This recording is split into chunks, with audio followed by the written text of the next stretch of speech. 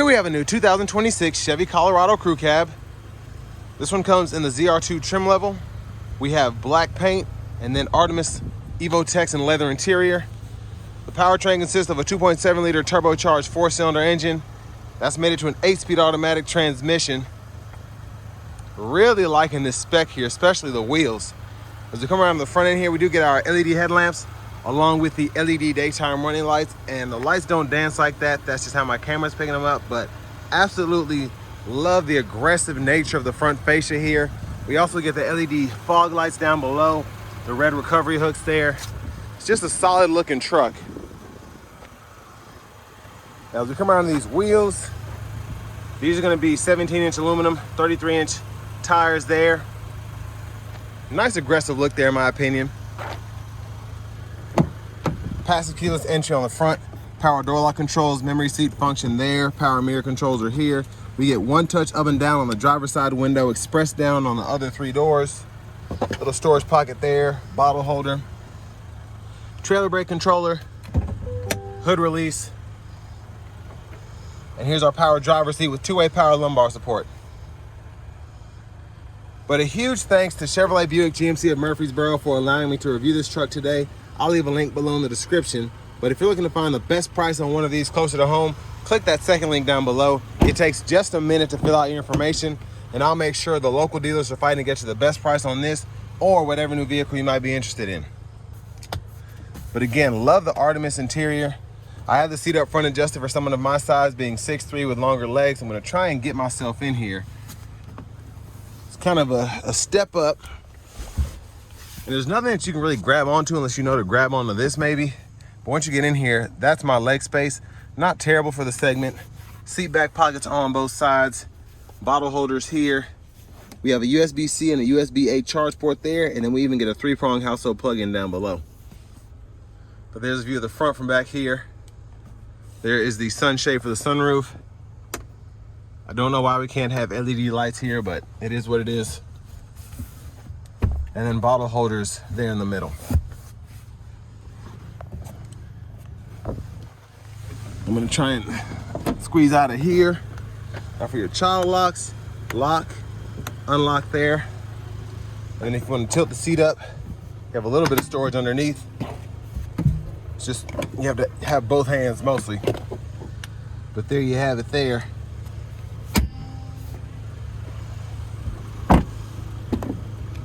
Fuel filler. And as we come around to the back end, there's a look there. Tow hitch, spare tire, exhaust. Easy let down tailgate. We do get another 120-volt plug-in back here. Of course, big plus having a spray-on bed liner. Now as we come around to the rear passenger side, I'm just going to show you where all the car seat stuff is. So anchors are sticking out right there ever so slightly. And then if you need the top tethers for any reason, just buckling onto here. And then get a manual sliding rear window as well. Now this is relatively new, so we don't have all the sticker price info here, but we do have the fuel economy there. Sorry, the sun just came out and it's really hot all of a sudden. But here's our manual 4-way front passenger seat. And I just love the stitching and everything that comes with the ZR2. Glove compartment.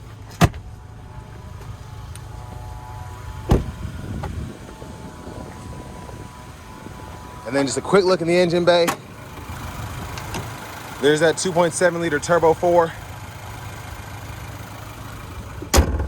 And what's funny is when you open the door, you can feel the engine shaking the truck, which I actually kind of like. I don't know why I just did that. Blinkers.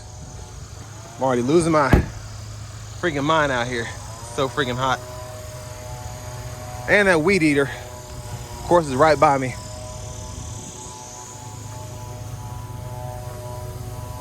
Now, I do wish we would have LEDs, but you can swap those out for bulbs if you want to. Let's hop in the driver's seat. That's much better. All right, so leather wrap steering wheel here. I like the design here. Just kind of how you're able to put your hand there to drive.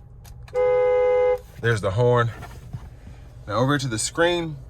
I believe this is an 11.3-inch touchscreen here. So we get AM, FM, XM radio, and then we also get the wireless Apple CarPlay and Android Auto compatibility, along with the Google Assistant, which includes Google Maps.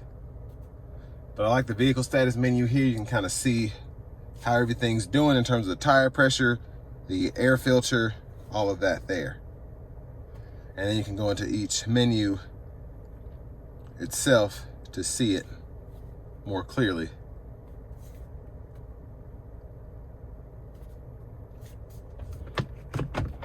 Backup cameras here, guidelines follow you as you turn the steering wheel.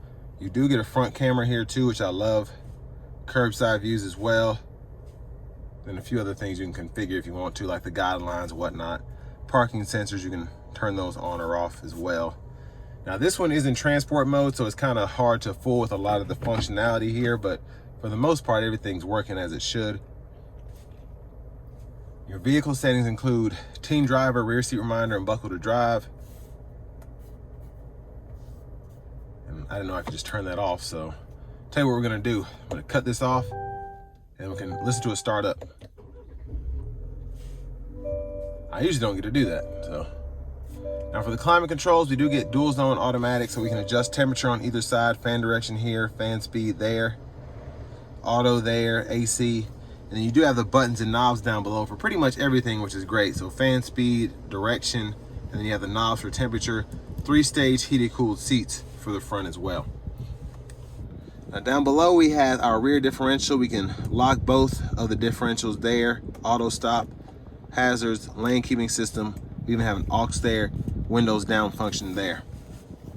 You get a USB-C and a USB-A port. You can link both of these directly to the radio, wireless charging pad there.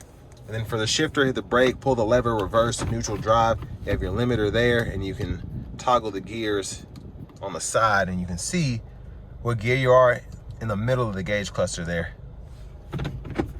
Electronic parking brake, pull up to engage, hit the brake, press down to disengage. And then for your drive modes, you can just use this knob here. You have off-road, tow haul, terrain, Baja, and then normal. And then you can actually kind of pick a side there if you want to do 4 up, 4 down, auto, or your 2-wheel there. Bottle holders in the middle there. Center console cubby space with a removable tray. And then back up here, OnStar. And then we can tilt or slide the roof. I'm going to show you how it slides one touch there. So all the way behind the shade, which is nice. There's a look at the back seat from up here. And then vanity mirror right there. At least those lights are nice. Now back to the steering wheel itself. Left side stock, blinkers, high beams, and then intermittent wipers. Fluid push all the way in on the side there. Behind the steering wheel on the left side, we can toggle track list, radio station presets. And on the right side, volume up, volume down. We do get adaptive cruise, so we can turn that on or off, and then we can change between adaptive and regular by holding the cancel button there, and you'll get a little notification whenever you switch the modes there. And then you can set your speed here. Gap adjust for the cruise is there. And then we have a heated steering wheel toggle, voice recognition, audio sources. We can scroll through there, and then mute button, Bluetooth, and you can use this button to go through the different gauge faces that you have. So several of those, which I really like. Push button starts there. We do get a Bose sound system. And then here's the key fob with remote start. But next, let's go ahead and take this 2026 Colorado ZR2 out on the road for a test drive. So starting the test drive in this ZR2, I love just the overall stance you get here. You feel like you're lifted up and sitting high, which you are, but it also feels refined as well. I don't feel like I'm in a typical truck that's been lifted. This still feels pretty good behind the wheel, feels stock, just has a bit more rock to it, if that makes sense.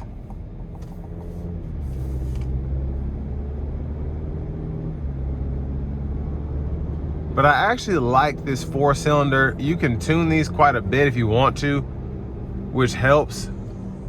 And you can really get them to sound awesome, which they sound awesome already, but this just takes it up another notch. But I'm gonna give it a pull here getting on the interstate. Not gonna floor it though. Here we go.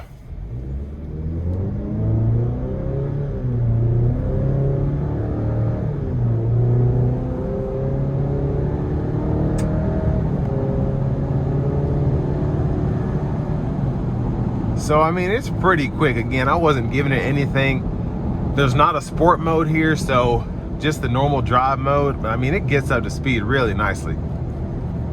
But the sound is really where this thing shines. It sounds so good to be a turbocharged 4-cylinder. Especially for it to be a turbocharged 4-cylinder truck.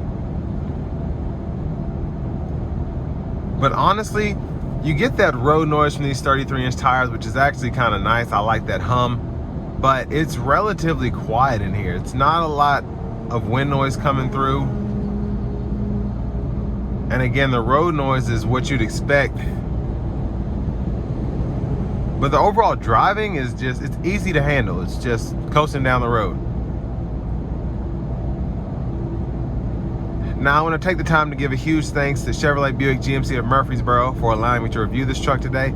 I'll leave a link down below in the description. If you're looking to find the best price on one of these closer to home, click that second link down below. It takes just a minute to fill out your information. I'll make sure the local dealers are fighting to get to the best price on this or whatever new vehicle you might be interested in.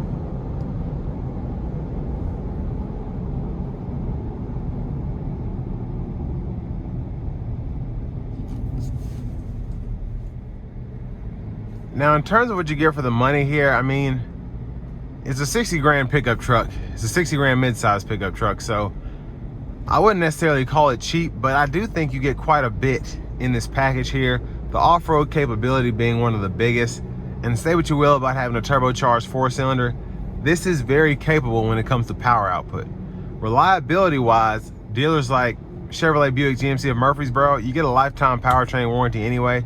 So if you're really thinking that this engine or transmission is gonna crap out on you because it's junk, you're covered anyway. And I don't think that a manufacturer would give you a powertrain warranty, or a dealer would give you a lifetime powertrain warranty if they expected all these to just go out after a few miles. So these are made to be reliable.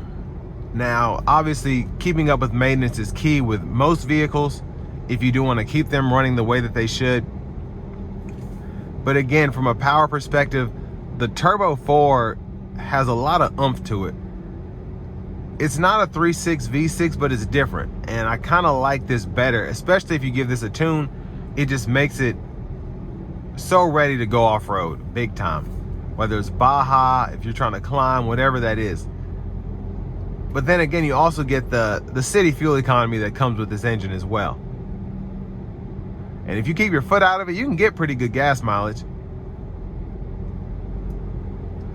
But the tech is great. I'm so glad we have cooled seats here. That's a big plus. Or ventilated, whatever you want to call them. The Bose sound system, the optional sunroof.